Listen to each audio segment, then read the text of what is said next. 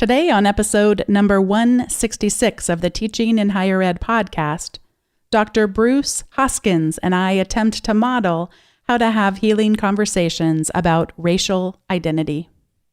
Produced by Innovate Learning, maximizing human potential.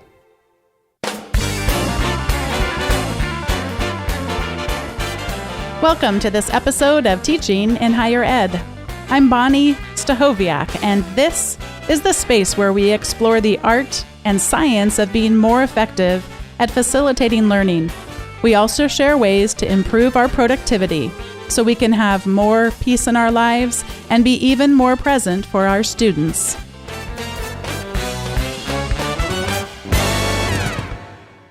Today's guest, Dr. Bruce Hoskins, is a professor of sociology at Miracosta Community College.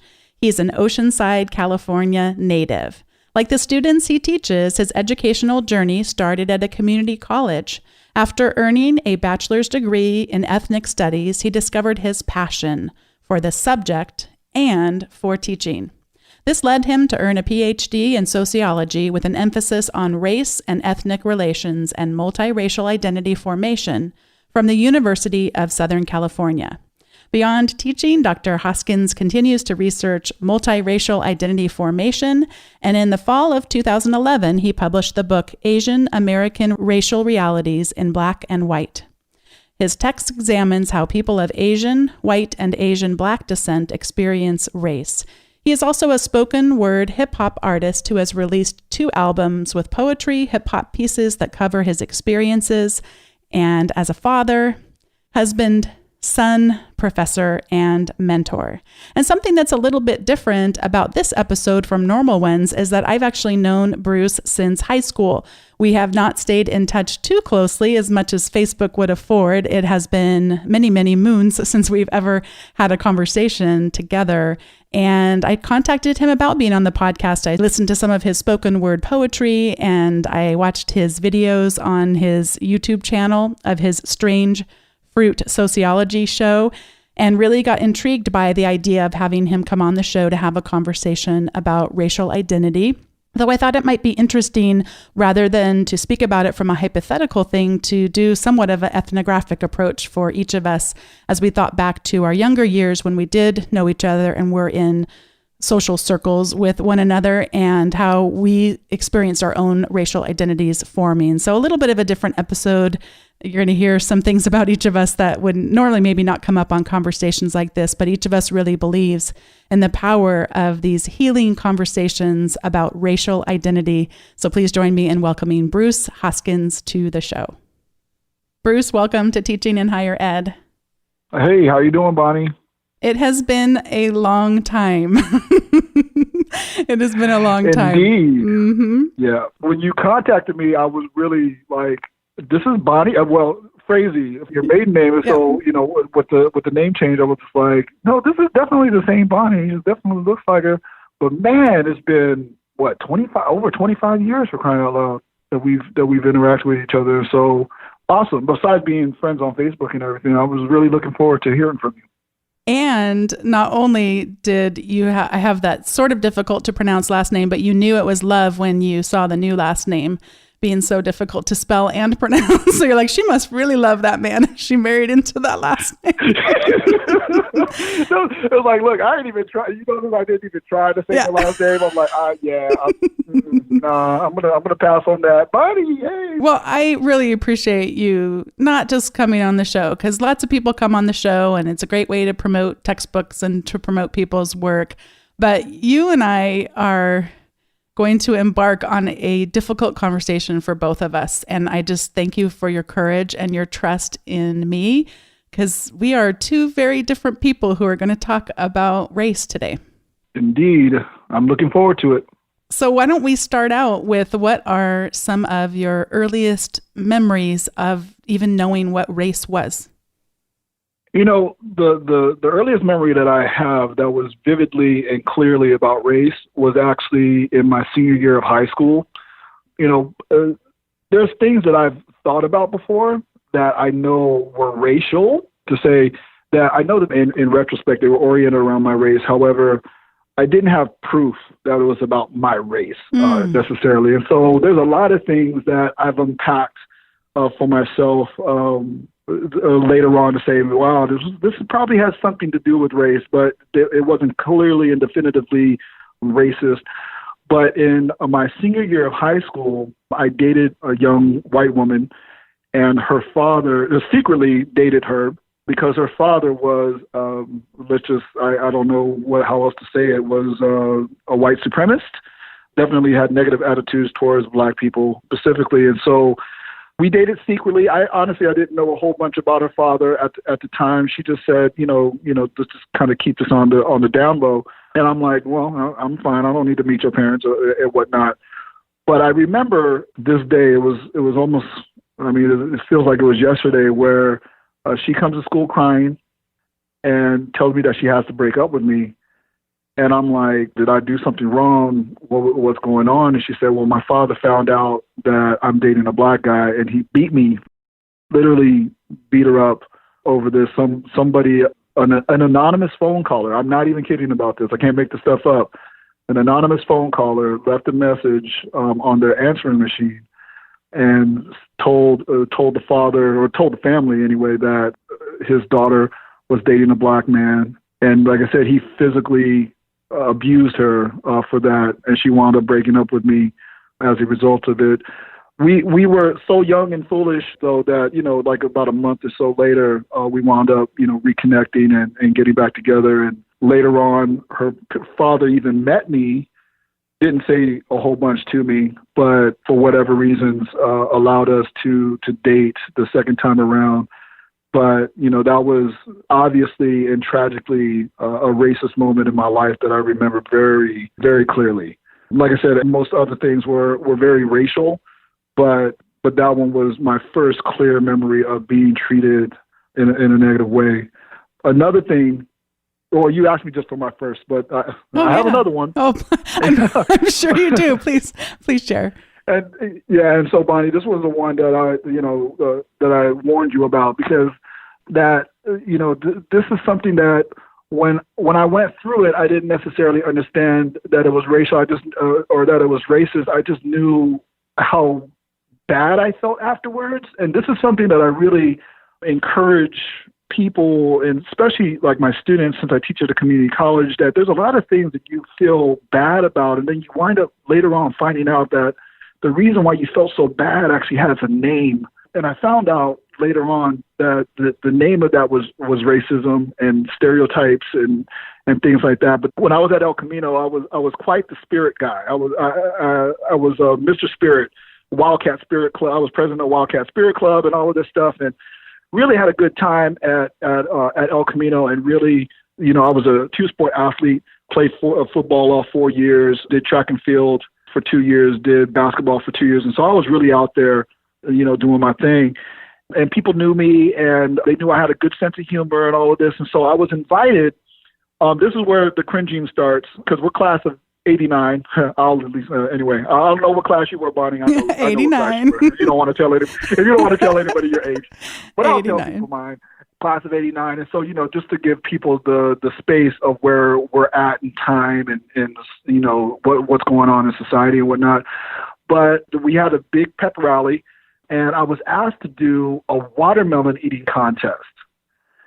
And I still, to this day, don't know why I said yes, except for the fact that I love watermelon. And wasn't even thinking about that this is in any way, shape, or form like racist. That wasn't the first thing that jumped into my mind. But then when I did the contest, it wasn't really even a contest. What they were doing is they were actually playing a practical joke on me. And what they did is they blindfolded me, gave me the watermelon, blindfolded me, and then they said, go. And the thing is, there was no one else eating watermelon. It was only me in the center of the gym eating watermelon, and everybody's around me shouting and all of this stuff, eating, and I'm, eating it as fast as I can because of the contest. And after I'm done eating, they take off the blindfold, and I look around, and I realize that I'm the only person that's there. I feel really weird about that. I even have friends that are looking at me trying to figure out and engage my reaction to this. And I felt weird about it, but I didn't know what to call this. I just felt weird. It kind of felt bad, but whatever. I go to wash my face off. I come back and, the moment is done and everything. But the thing that really actually solidified that this was racist, though, was that later on, one of the officers in the ASB, they come up to me with the advisor of the ASB, and they were like, "Hey, Bruce, we were going to give this to you in the middle of the pep rally, but you walked out and we kind of lost our moment. But there was a prize associated with winning the watermelon eating contest." And the ASB officer hands me these big wax lips, and that's when I really felt bad. But again, I still didn't quite know what that was. Later on in my life, I figured out that this was all connected to racial stereotypes and everything. But those are two really pivotal memories that I have about race and my identity as I was coming up and being born and raised in Oceanside, which is a very racially diverse city and socioeconomically very diverse also. But I never really had to think about it a whole bunch before these moments. But I really started realizing at about that time that my racial reality was actually shifting on me. Because, when I was a kid, I really didn't think about it a whole bunch. But as I got older, got into high school, it definitely started becoming part of my identity. Or people were identifying me as Black, and so therefore I needed to do something with that. And so those were two of the moments that really stand out to me when I was growing up in Oceanside about how I learned about not only about race, but what race I was. One of the things that you didn't share about the watermelon eating contest story is that I was there, and you remember me being there. I mentioned as you were sharing the story earlier that I have absolutely no memory of this. I have no recollection of this kind of a contest, although certainly thinking back to high school and junior high, I mean, kids can be really cruel. I don't even know why that would be funny to blindfold someone and to have them eat anything regardless of the color of their skin. Like this doesn't fit with my sense of humor, but I guess it both makes me horrified when we have a lack of leadership of teachers in there to help mold and form students to think more critically about racial identity. And then, so that sort of breaks my heart. And I told you I'm embarrassed that I was any part of it. I think you said I was on the ASB. It doesn't surprise me that I was, but I don't have any recollection of actually being on ASB. But I told you I have terrible memories as far as that. But I do have a couple of memories I wanted to share that about sort of my own sense of racial identity. And they're sort of stereotypical, but in this case, they're true. So that would be, I remember growing up that my mom modeled for me, perhaps clumsily and maybe not for the long-term best, but that you never refer to someone by the color of their skin. So you don't go to the grocery store and say, oh, that, go get the cart from the Black guy over there. You would never. I'm cringing even just saying that to you now, and I'm 46 years old. But that was completely not allowed. You referred to people with the color of shirt that they're wearing. And that seems good at first. Doesn't that seem great? Then we're all just a rainbow of colors, and I don't see race. And I think one of the things that I have learned is that no, we do see race. And in fact, in the times when we are temporarily blinded by it, in that I know positively growing up, I would have had no recollection that watermelon had anything of a racial slur to it. I would not have known that. But me not talking about race, not hearing about people's anger and hearing about hatred did not help me then be as equipped as I might have liked to have been to have an influence in positions when I was in teaching roles and mentoring roles and that kind of thing. Is that I think that one of the reasons I'm so glad we're having this conversation is that this is how healing happens, not by pretending that it's not there. So one thing I remember is we weren't supposed to talk about people's race. And then the other memory I had, I wasn't even going to share it, but you sort of encouraged me to a little bit, is, this is so lame, but I used to be made fun of all the time because I'm so pale, and all the time if I was ever going to wear shorts, I knew I was going to have somebody make fun of how white my legs are. And then in one of the dances, they awarded a king and queen of the snowball dance. And I was awarded the queen, and then an African-American man was awarded the king. And I knew him, and he was a really kind young man, and I really liked him. So that was a nice thing to be paired up with someone I considered to be so kind. But we were both made fun of. And not just on the night of the dance, they called us Salt and Pepper, which if you haven't heard Salt and Pepper, you should go back and revisit that from the 80s because they had some pretty good music. So if you don't know Salt and Pepper, that was a band at the time, a group. I don't think they're still around. Yeah. Is that a fair assumption? They've gone the wayside. You know what? Honestly, I just got finished probably about 6 months ago. We actually went and saw an old school hip hop show, awesome. And they were actually in it. And so they're not producing any new music, but they're still performing. They surely are still performing. That's awesome. So they called us Salt and Pepper, and that was certainly racially. I mean, that's all wound up in race. And then it kept going because then when the yearbook came out, they kept making fun of us, but you couldn't get the picture to look right. That I was either going to be the color of paper or he was going to be too dark skinned. And I just remember being embarrassed, but yet at the same time, I hesitate to tell that story because that is not the same thing as racism.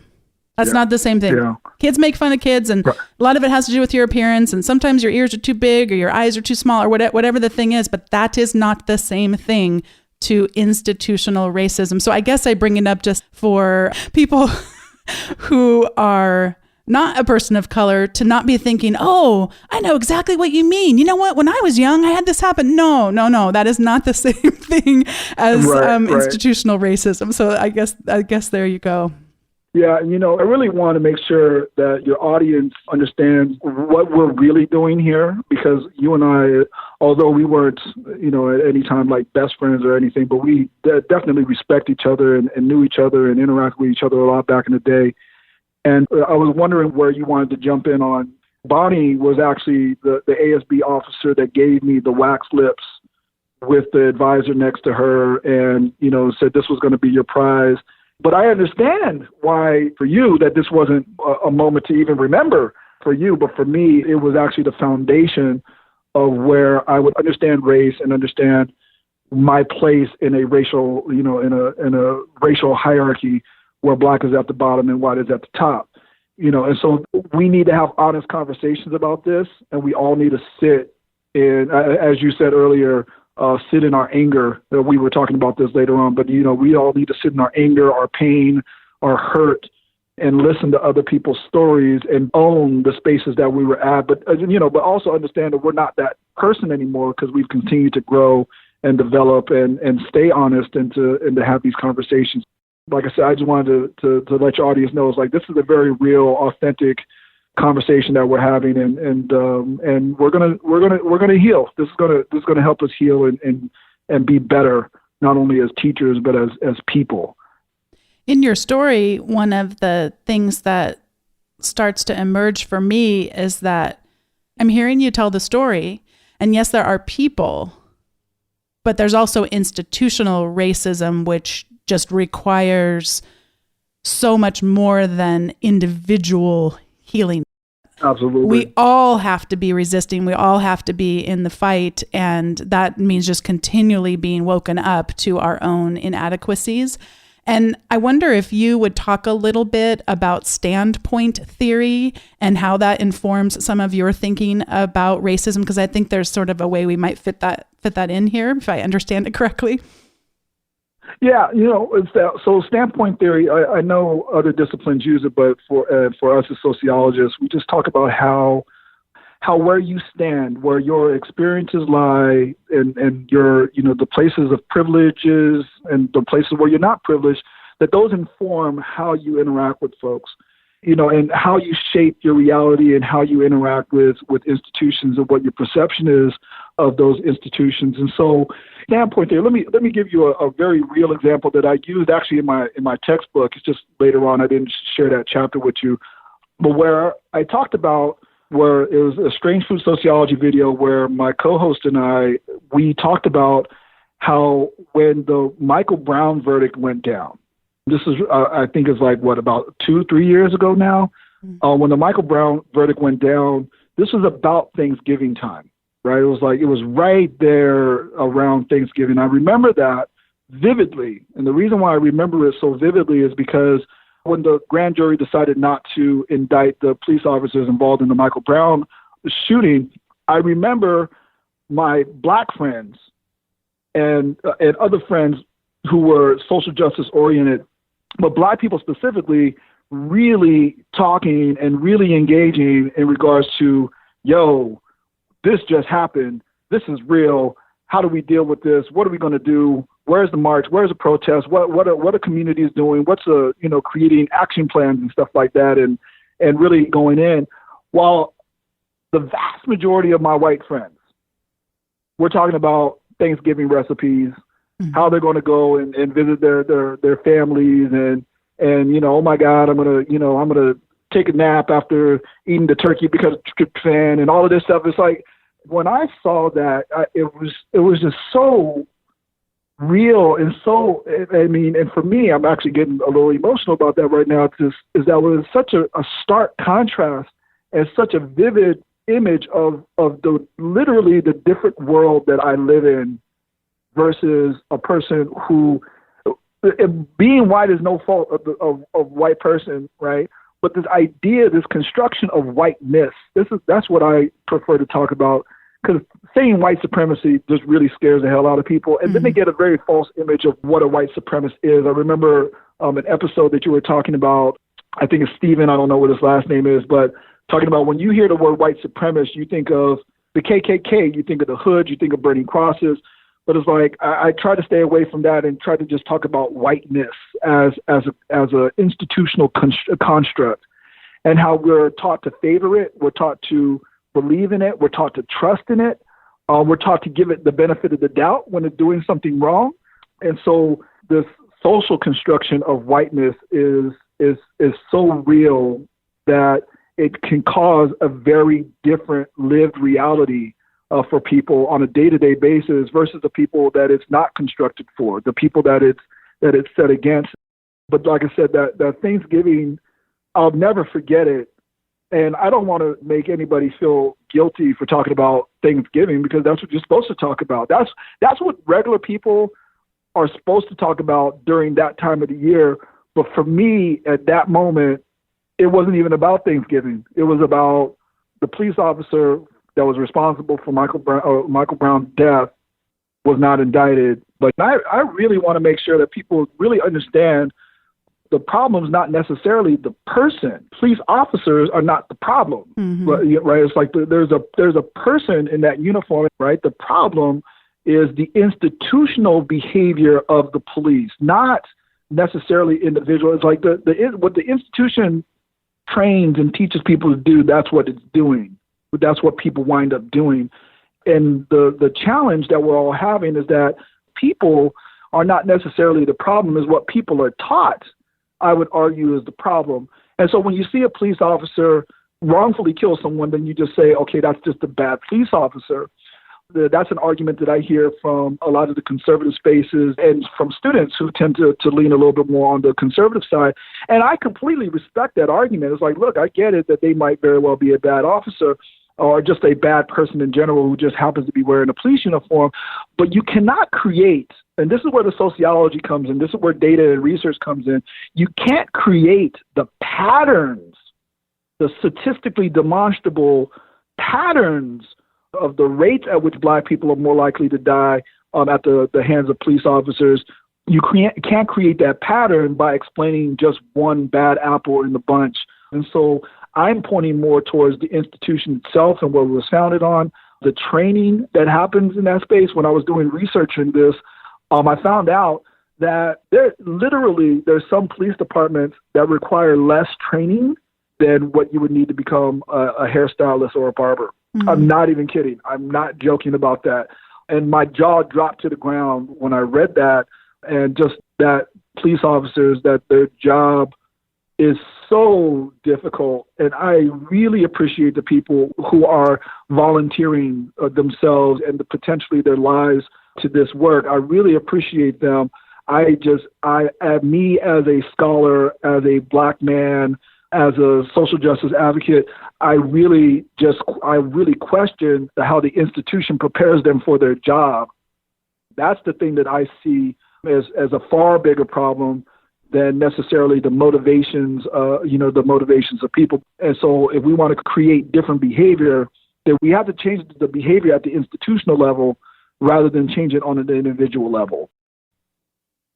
You talked earlier about sitting with others' anger and the importance of being able to do that. And for my recommendation, I wanted to recommend your YouTube channel and some of your spoken word poetry. I'm watching the clock as far as this episode, and we're probably too long to actually play one now, but I'll put a link to some of the ones that were particularly profound to me in preparing for this episode, and also, well, of course, to the main channels to encourage people to listen.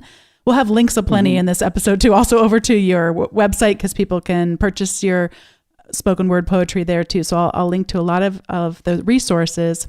But I guess my recommendation, instead of just to go watch your videos, would be to prepare to sit with another's anger in a relatively safe way. So if this is hard to do, then it's not like Bruce is actually there. He's not actually talking to you specifically, although it'll feel like he is. He's so powerful in his delivery.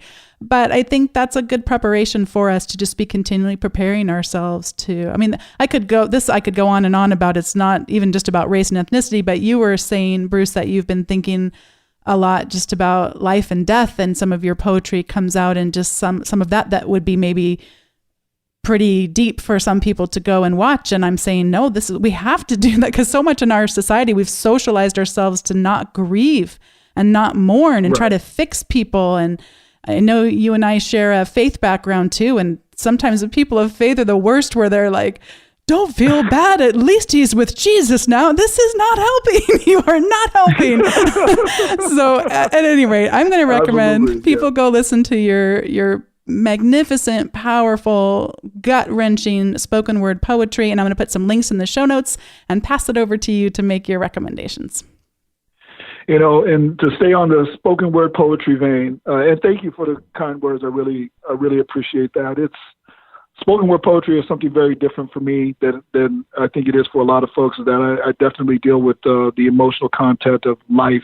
While the person I'm recommending, his name is Anthony Blackshear, Professor Anthony Blackshear, or his stage name is Ant Black. And so you go to YouTube and you type in Ant Black and spoken word poetry, all of his work will come up. And he's my co-host on Strange Fruit Sociology. We're paused right now. He is actually finishing up his dissertation right now. He should be done in December-ish, we're hoping. And when he's done, we're planning on continuing our Strange Fruit Sociology videos. But he is a magnificent person, friend, and quite the accomplished spoken word poet. And he definitely deals a lot more with social justice issues than I do. I have a few social justice pieces. He is way more in tune with that space, and that's where he writes a lot of his poetry. But to just call him, a social justice poet is definitely, that's too limiting. He talks about a lot of stuff, but he is my mentor. He is my sensei in spoken word poetry. Mm-hmm. Although he is younger than me, he's the one that taught me to be the poet that I am. I'm his mentor when it comes to teaching, but he is surely my mentor and taught me everything that I know about spoken word poetry. And I just love that guy. And if you click on one poem, you're gonna wind up binge watching it. So prepare yourself. Don't just think that you're gonna spend 5 minutes watching a poem or whatever. You're gonna spend a good hour or so just watching and seeing everything that's related to him. Is absolutely amazing. He's taught me everything that I know about spoken word poetry.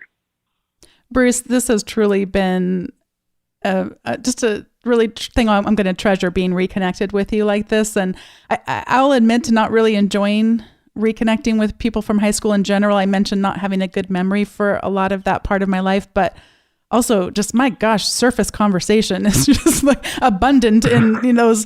I would not go to a reunion. I have no interest in just surface, that kind of thing. And I'm just so glad we got reconnected in this really unique way, and that we each were willing to be vulnerable enough to have not just the conversation we just recorded, but the one that we didn't record before that, where we were talking a little bit and preparing for this episode. So thank you so much. And like you said before we started the episode, I hope this is, you'll come back on the show, but I hope that outside of that we can just actually hang out and have more of these conversations and not talk about what we had for lunch and what the weather is outside. And how we live in a rainbow world of unicorns and, and clouds.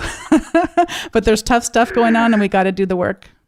Absolutely. This is definitely one of the most meaningful reconnections that I got from my high school folks. And so I applaud the work that you're doing, and yet know that although we're doing good work, there's a lot more work to do, but this is definitely walking us in the right direction. I really appreciate you for that.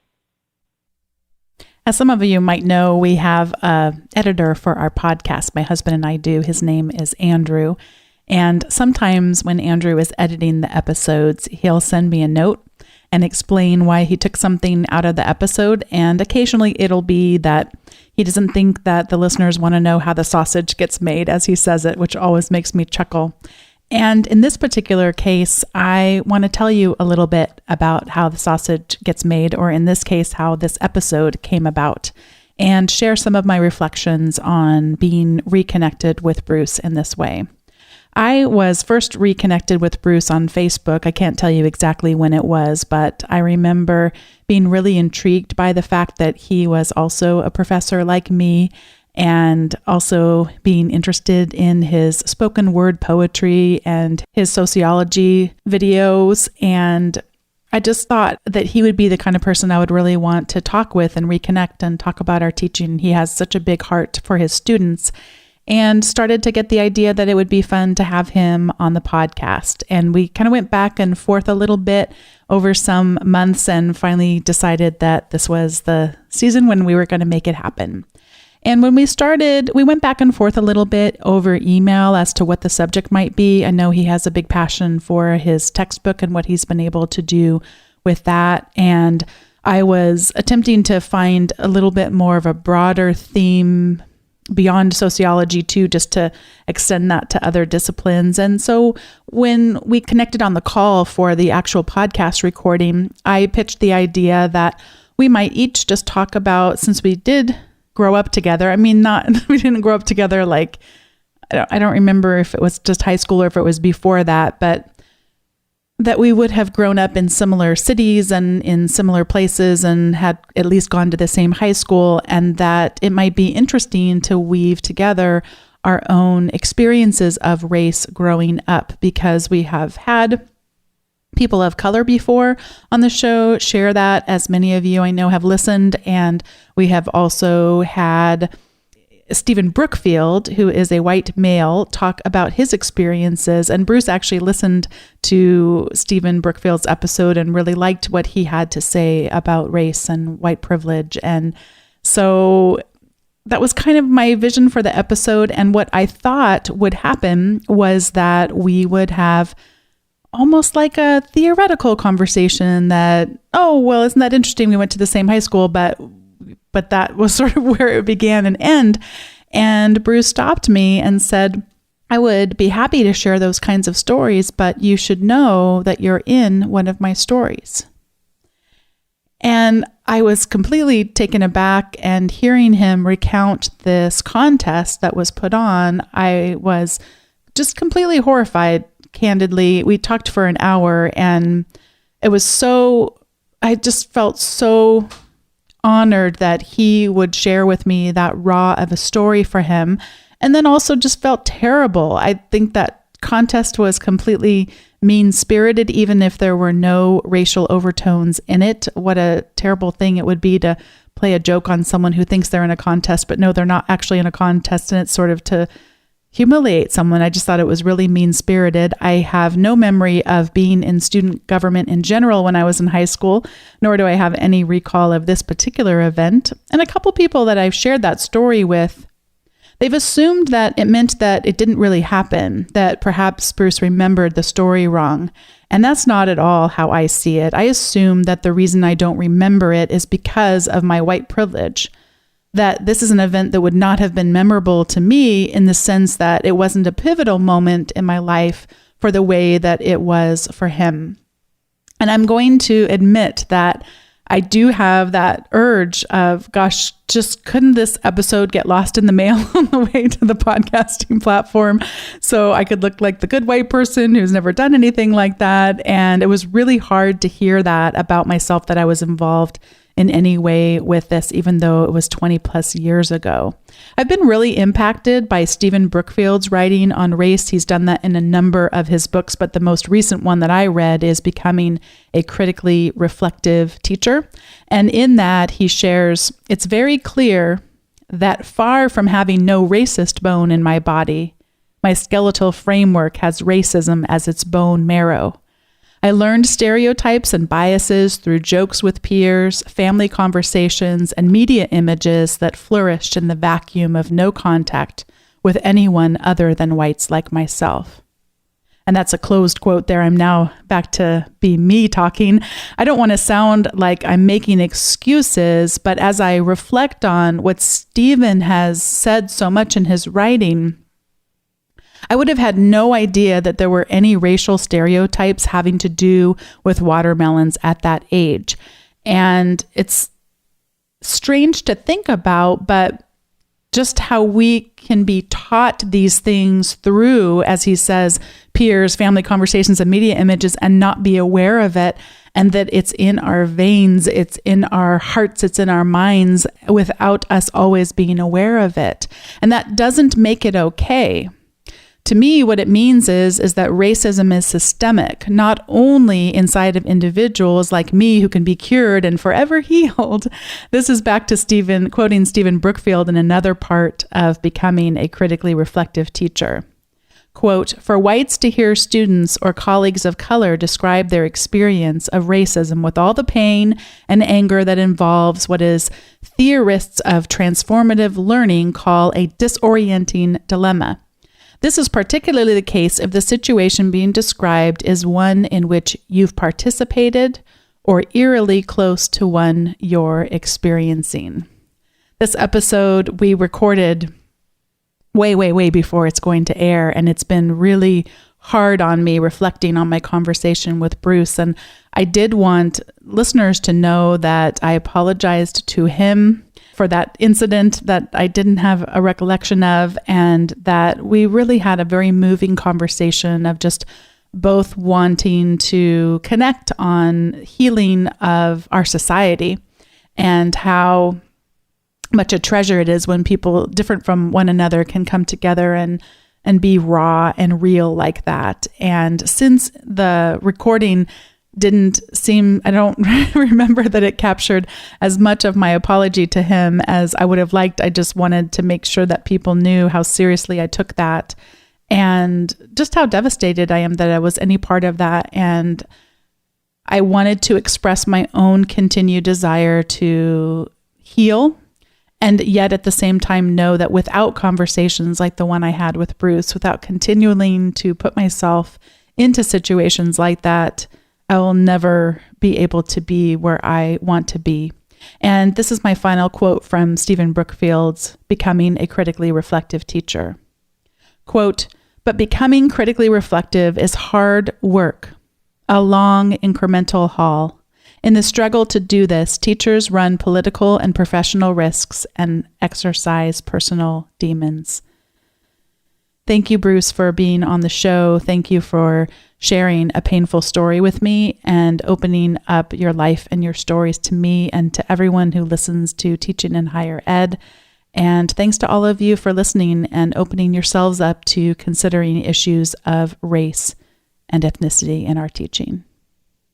I look forward to having him on future shows and to contributing even more to these important conversations, and also to hearing about what goes on as he releases his textbook that he's in the middle of writing and all the other things I know will be happening as we continue our conversation. So thanks, Bruce, for being on today's show. Thanks to all of you for listening. If you'd like to read the show notes and experience some of the links from this show, especially go check out his spoken word poetry and his recommendation of Ant Black's spoken word poetry.